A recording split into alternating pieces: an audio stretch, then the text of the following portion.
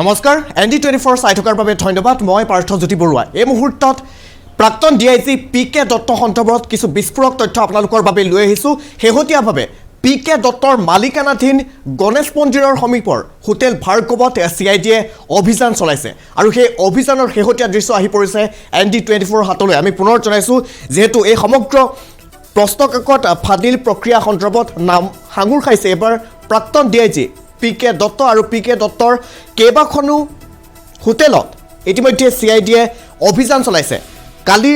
ৰাতি দেখিবলৈ পোৱা গৈছিল তেখেতৰ বাসগৃহত CIDয়ে অভিযান চলাইছিল আৰক্ষীৰ এটা বৃহৎ দল গৈছিল আৰু সেই দলে অভিযান চলাইছিল সেই সময়ছোৱাত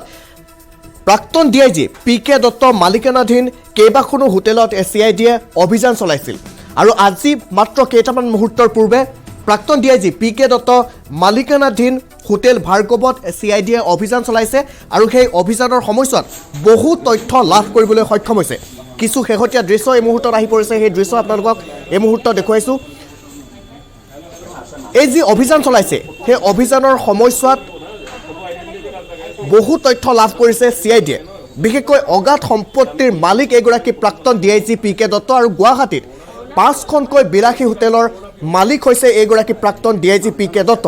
নামে বেনামে তেওঁৰ হাতত আছে অগাধ সম্পত্তি আৰু অগাধ সম্পত্তিৰ মালিক প্ৰাক্তন বিষয়াগৰাকী গণেশ মন্দিৰৰ সমীপৰ হোটেল ভাৰ্গৱত CIDয়ে মাত্ৰ কেইটামান মুহূৰ্তৰ পূৰ্বে অভিযান চলাইছে আৰু সেই অভিযানত কেইবাগৰাকীও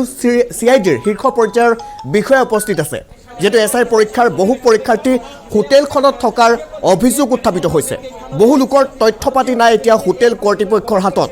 18 তাৰিখৰ পৰা ভাৰ্গৱ হোটেলত এতিয়া কোনো ধৰণৰ তথ্য পাতি নাই তাত কোনোবা যদি লোক গৈছেও সেই সন্দৰ্ভত কোনো ধৰণৰ তথ্য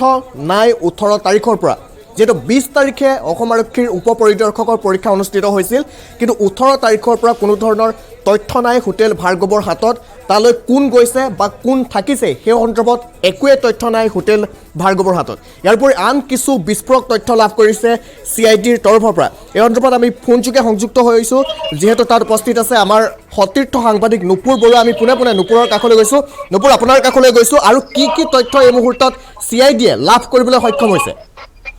হয় এই মুহূৰ্তত যদি কওঁ মই পাৰ্থ যে হোটেল ভাৰ্গৱত আজি দিনটোত পোৱাৰ ভাগতে আচলতে ক্ৰাইম ব্ৰাঞ্চে তদন্ত অব্যাহত ৰাখিছে SI এক্সামৰ কেলেংকাৰীৰ আচলতে গোটেই তথ্য ইয়াৰ পৰাই উত্থাপন বুলি ক'ব লাগিব কাৰণ 18 আৰু 19 তাৰিখে যিসকল প্ৰাৰ্থীয়ে আচলতে SI এক্সামৰ আগতীয়াকৈ বহিছিল সেই প্ৰাৰ্থীসকল এই ভাৰ্গৱ হোটেলত থকা বুলি আমি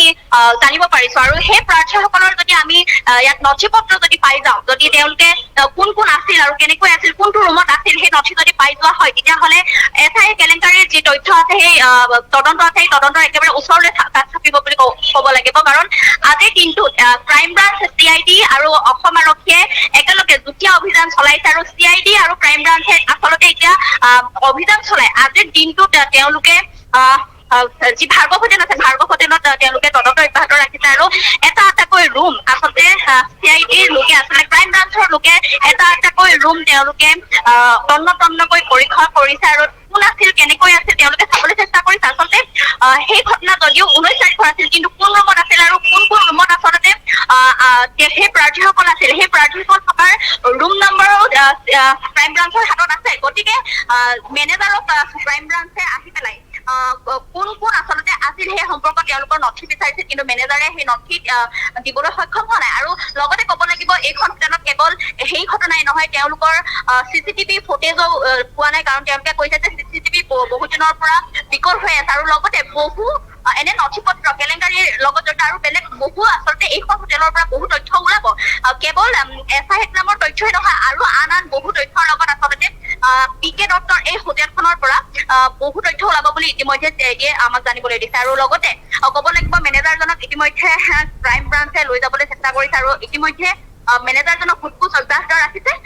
ক্ৰাইম ব্ৰাঞ্চে হয় নুপুৰ ইয়াত দুটা কথা আহি পৰিছে যেহেতু আপুনি CCTVৰ কথাটো উল্লেখ কৰিছে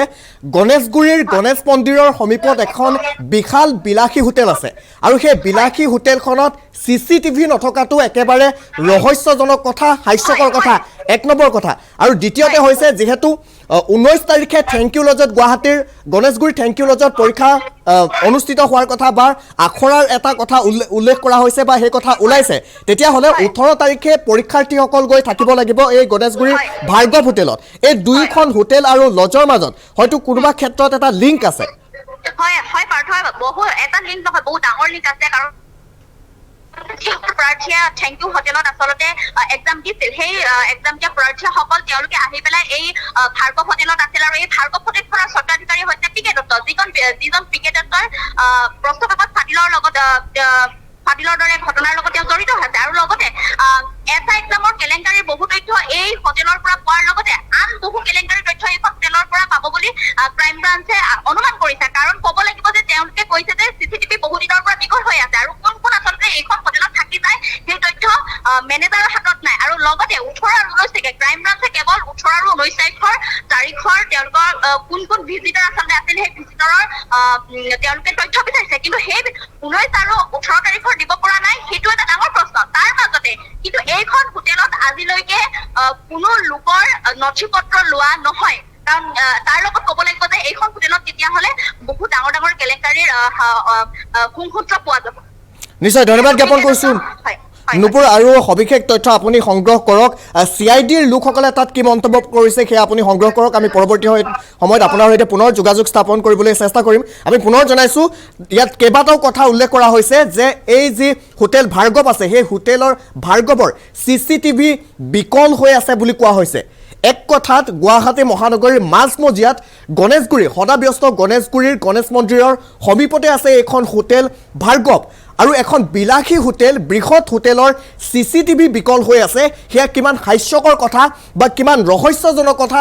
তাকে প্ৰমাণ কৰিছে দ্বিতীয়তে 18 তাৰিখৰ পৰা যিকোনো ধৰণৰ তালিকা বা তাত কোন কোন লোক উপস্থিত আছিল সেয়া কোনো ধৰণৰ তথ্য বৰ্তমানলৈকে নাই যেহেতু ৰাতিৰ কিছু দৃশ্য আছে এই মুহূৰ্তত সেই দৃশ্য আপোনালোকক এই মুহূৰ্তত দেখুৱাব বিচাৰিছোঁ ৰাতিৰ এয়া দৃশ্য হৈছে 8:45 পৰা 3 বজালৈকে যেহেতু প্ৰাক্তন DIG PK দত্তৰ হেঙেৰাবাৰীস্থিত বাসগৃহত CIDৰ এটা বৃহৎ দলে অভিযান চলাইছিল সেই অভিযানৰ সময়ছোৱাৰ দৃশ্য আপোনালোকক এই মুহূৰ্তত দেখুৱাইছোঁ বিশাল এটা আৰক্ষীৰ দল গৈছিল CIDৰ এটা বিশাল দল গৈছিল আৰু এনেধৰণে বাসগৃহটোৰ চাৰিওফালে ঘেৰি ৰাখি তন্নকৈ পৰীক্ষা কৰিছিল যেহেতু সেই সময়ছোৱাত বাসগৃহটোত মাত্ৰ উপস্থিত আছিল জীয়ৰী আৰু বন কৰা লোকজন তাৰ পৰিৱৰ্তে CID আৰু আৰক্ষী যোৱাৰ উমান পাই পলায়ন কৰিছিল এগৰাকী প্ৰাক্তন DIG PK দত্ত যিগৰাকী আৰক্ষীয়ে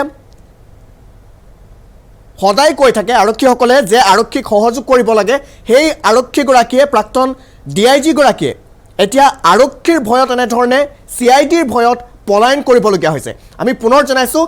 5 কিলোগ্ৰাম সোণসহ বিভিন্ন বাচন বৰ্তন জব্দ কৰিবলৈ সক্ষম হৈছে CIDৰ দল বিভিন্ন নথি পত্ৰ জব্দ কৰিবলৈ সক্ষম হৈছে তদন্তৰ খাতিৰত CIDয়ে সংবাদ মাধ্যমৰ লগত বিভিন্ন মন্তব্য দিয়াৰ পৰা বিৰত আছে 8:45 পৰা সন্ধিয়া পিছনিশা 3 বজালৈকে অভিযান চলাইছিল এক দীৰ্ঘ সময়ৰ অভিযান আৰু সেই সময়ছোৱাৰ পিছত 3 বজাৰ পিছত CIDৰ দলটো ওলাই আহিছিল হাতত এটা টোপোলা আছিল এটা ট্ৰাংক আছিল আৰু যিটো ট্ৰাংকত বিভিন্ন ধৰণৰ নথি পত্ৰ লাভ কৰিছিল CIDয়ে আৰু কালি দিনৰ সময়ছোৱাৰ পৰা দেখিবলৈ পোৱা গৈছিল এগৰাকী প্ৰাক্তন DIG PK দত্তৰ মালিকানাধীন বিভিন্ন হোটেলত অভিযান চলাইছিল লখৰাত হোটেল আছে বেতকুছিত হোটেল আছে সেই হোটেলসমূহত অভিযান চলাইছিল সৰ্বমুঠ গুৱাহাটীতে 5খন হোটেলৰ মালিক হৈছে এগৰাকী প্ৰাক্তন DIG PK দত্ত আৰু আজি মাত্ৰ কেইটামান মুহূৰ্তৰ পূৰ্বে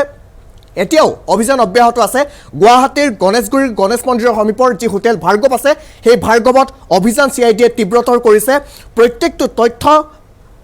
তন্নকৈ পৰীক্ষা কৰি চাবলৈ চেষ্টা কৰিছে আমি পুনৰ জনাইছোঁ 18 তাৰিখৰ পৰা কোনো ধৰণৰ নথি পত্ৰ বা কোনোবা যদি তাত আছেও সেই সন্দৰ্ভত কোনো তথ্য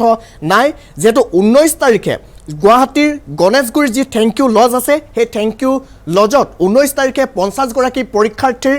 এটা আখৰা হৈছিল যি আখৰাত পৰৱৰ্তী দিনা অৰ্থাৎ 20 তাৰিখে যেহেতু আনুষ্ঠানিকভাৱে ৰাজ্যত আৰক্ষীৰ উপ পৰিদৰ্শকৰ পৰীক্ষা অনুষ্ঠিত হৈছিল সেই 20 তাৰিখে কেনে ধৰণৰ প্ৰশ্ন আহিব বা কেনে ধৰণে সেই প্ৰশ্নবোৰ পূৰণ কৰিব লাগিব সেই সন্দৰ্ভত আখৰা দিয়া হৈছিল 50 গৰাকী পৰীক্ষাৰ্থীক আৰু তাৰে 30 গৰাকী পৰীক্ষাৰ্থীৰ এডমিট কাৰ্ড ইতিমধ্যে লাভ কৰিবলৈ সক্ষম হৈছে CIDৰ দলটো আমি প্ৰত্যেকটো মুহূৰ্তৰ আপডেট আপোনালোকক এই মুহূৰ্তত জনাই থাকিবলৈ চেষ্টা কৰিছোঁ কিন্তু কিছু কিছু কথাই এটা কথা স্পষ্টকৈ প্ৰমাণ কৰিছে যে কোনোবা ক্ষেত্ৰত প্ৰাক্তন DIG এগৰাকী PK দত্ত জড়িত হৈ আছে সেয়া প্ৰায় নিশ্চিত হৈ পৰিছে কাৰণ কোনো ধৰণৰ CCTV ফুটেজ নাই সেই CCTV ফুটেজ নাই ডিলিট কৰা হৈছে বা বিকল হৈ আছে বুলি তেওঁলোকৰ তৰফৰ পৰা উল্লেখ কৰা হৈছে ইয়াৰ উপৰি যিগৰাকী মেনেজাৰ আছিল মেনেজাৰগৰাকীয়ে উল্লেখ কৰা অনুসৰি কোনো ধৰণৰ তথ্য পাতি লোৱা নহয় বুলি তেওঁ CIDৰ আগত উল্লেখ কৰিছে এক কথাত বিভিন্ন ধৰণৰ অবৈধ কুকৰ্ম যে সেই হোটেল ভাৰ্গৱত চলি থাকে সেয়া প্ৰায় নিশ্চিত হৈ পৰিছে আৰু বিভিন্ন তথ্যৰ পৰা বিভিন্ন সূত্ৰৰ পৰা এই তথ্য আহিছে ৰাজ্যৰ বিভিন্ন প্ৰান্তত অগাধ সম্পত্তিৰ মালিক এগৰাকী হৈছে প্ৰাক্তন DIG PK দত্ত এক সূত্ৰৰ পৰা জনোৱা হৈছে শিলচৰ এখন বৃহৎ বাগিচাৰ মালিক হৈছে এগৰাকী PK দত্ত ইয়াৰ উপৰি ডিব্ৰুগড়ত এটা বৃহৎ প্ৰতিষ্ঠান খুলিবৰ বাবে হাজাৰ বিঘা মাটিৰো গৰাকী হৈছে এইগৰাকী প্ৰাক্তন DIG PK দত্ত আৰু এক সূত্ৰৰ পৰা এই কথা উল্লেখ কৰা হৈছে অৱশ্যে CID বা আৰক্ষীৰ অনুসন্ধানত ওলাই পৰিব যে প্ৰকৃততে কিমান সম্পত্তিৰ মালিক এগৰাকী প্ৰাক্তন DIG আমি পুনৰ জনাইছোঁ এগৰাকী আৰক্ষী বিষয়া আৰু প্ৰাক্তন আৰক্ষী বিষয়াগৰাকীৰ কেনেধৰণৰ সম্পত্তিৰ মালিক সেয়া এই দৃশ্যবোৰে তাকে প্ৰমাণ কৰিছে আৰু কেনেধৰণে সংগ্ৰহ কৰিছে সেই টকা সেয়া হয়তো এই ঘটনাবোৰে নিশ্চয় প্ৰমাণ কৰিছে আমি পুনৰ জনাইছোঁ মাত্ৰ কেইটামান বছৰ পূৰ্বে এগৰাকী প্ৰাক্তন DIG শিলচৰত আছিল আৰু শিলচৰত থকাৰ সময়ছোৱাতো বিভিন্ন অভিযোগ উত্থাপিত হৈছিল এগৰাকী প্ৰাক্তন DIG PK দত্তৰ বিৰুদ্ধে নামে বেনামে অগাধ সম্পত্তি গঢ়াৰ অভিযোগ আছিল অবৈধভাৱে ধন সংগ্ৰহ কৰা অসৎ উপায়েৰে ধন সংগ্ৰহ কৰাৰ অভিযোগ উত্থাপিত হৈছিল আৰু তাৰ পিছতে অৱসৰ গ্ৰহণ কৰিছিল এইগৰাকী প্ৰাক্তন DIG PK দত্তই আৰু অৱসৰৰ পিছত এতিয়া পুনৰ নিবনুৱাৰ মূৰত মাধমাৰ সোধাই এনেধৰণে অবাধে ধন সংগ্ৰহ কৰাত লাগিছে আমাৰ হাতলৈ এটা তথ্য আহিছে সেই তথ্যকেইটা আপোনালোকক এই মুহূৰ্তত জনাব বিচাৰিম যে অসম আৰক্ষীৰ যি উপ পৰিদৰ্শকৰ পৰীক্ষা অনুষ্ঠিত হৈছিল সেই পৰীক্ষাৰ এগৰাকী পৰীক্ষাৰ্থীক এটা চাকৰি পাবৰ বাবে 20ৰ পৰা 24 লাখ টকা তেওঁলোকে দিবলগীয়া হৈছিল বা দৰ উঠিছিল বুলি জানিব পৰা গৈছে 22 লাখলৈকে দাম উঠিছিল বুলি এক সূত্ৰৰ পৰা জনোৱা হৈছে আৰু এই তথ্য ইতিমধ্যে আৰক্ষীয়ে কিমানখিনি সঁচা সেয়া জানিবলৈ চেষ্টা কৰিছে কিছু শেহতীয়া ভিজুৱেল আহিছে আমি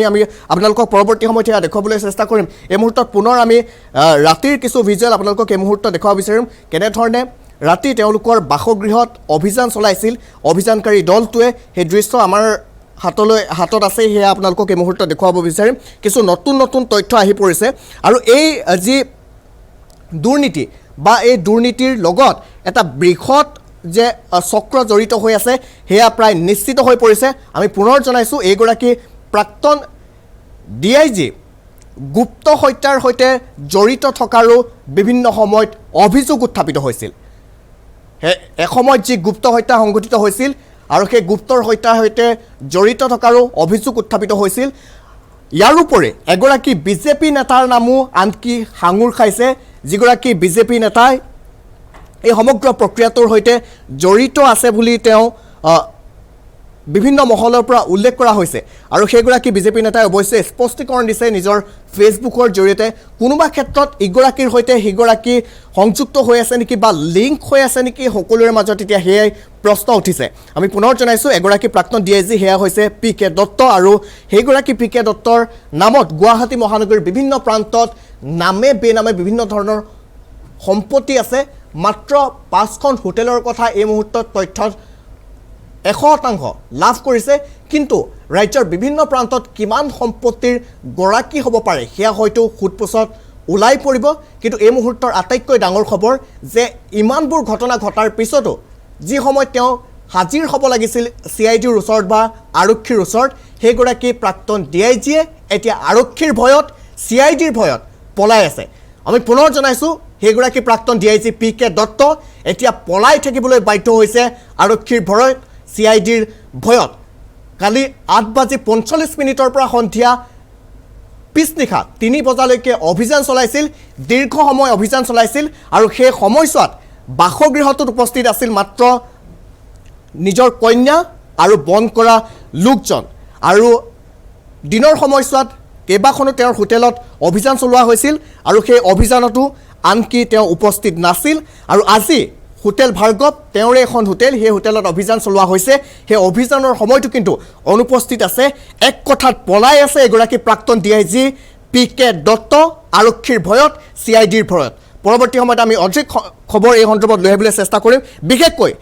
প্ৰাক্তন ডিআইজি PK দত্তই আৰু অসমৰ বিভিন্ন প্ৰান্তত কেনেধৰণে অগাধ সম্পত্তি গঢ়িছে বা মালিক হৈছে